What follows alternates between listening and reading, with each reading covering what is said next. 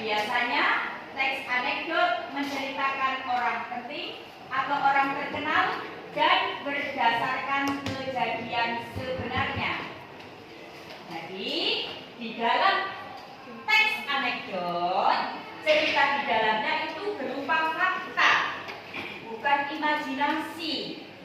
Nah, di dalam cerita anekdot itu, di dalamnya berisi sesuatu yang lucu, yang membuat pembaca merasa terhibur. Tetapi di dalam teks tersebut itu berupa sindiran.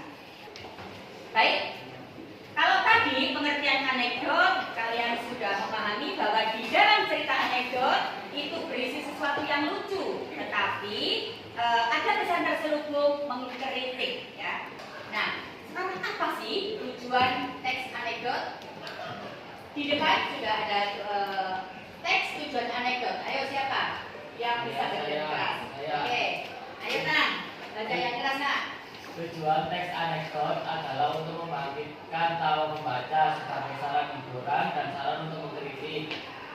Baik, ya.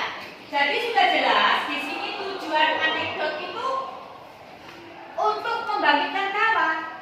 Jadi yang membaca itu merasa terhibur. Selain pembaca yang merasa terhibur, di dalamnya itu ada pesan. Di dalam anekdot itu pesan apa tadi? Untuk mengkritik. Baik. Sekarang ciri-ciri teks anekdot. Ya. Ciri-ciri teks anekdot itu yang pertama, yang tadi Bu Yuni katakan bersifat lucu. Karena ciri khas sebuah anekdot itu bersifat lucu. Yang kedua, bersifat menggelitik. Kemudian yang ketiga, bersifat menyindir. Kemudian yang keempat, bisa berdasarkan pengalaman pribadi atau tokoh. Jadi di dalam cerita anekdot itu bisa merupakan pengalaman tokoh terkenal biasanya, ya. Kemudian yang keenam, hampir menyerupai dongeng. Dan yang ketujuh, bisa menceritakan hubungan antara manusia dan hewan. Lanjut ke struktur teks anekdot. Nah, di dalam struktur anekdot ini ada perbedaan antara kurikulum 13 dan kurikulum merdeka.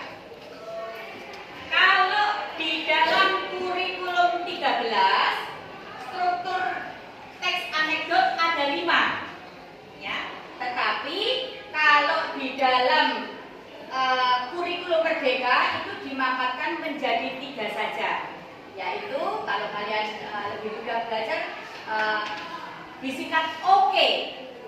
O-nya berupa orientasi, kemudian K-nya berupa komplikasi, kemudian E-nya berupa evaluasi, ya. Orientasi, seperti kalian mau masuk sekolah SMA kemarin, ada pengenalan lingkungan. Nah, di dalam teks anekdot itu demikian, ada orientasi, ada pengenalan. Pengenalan tentang apa?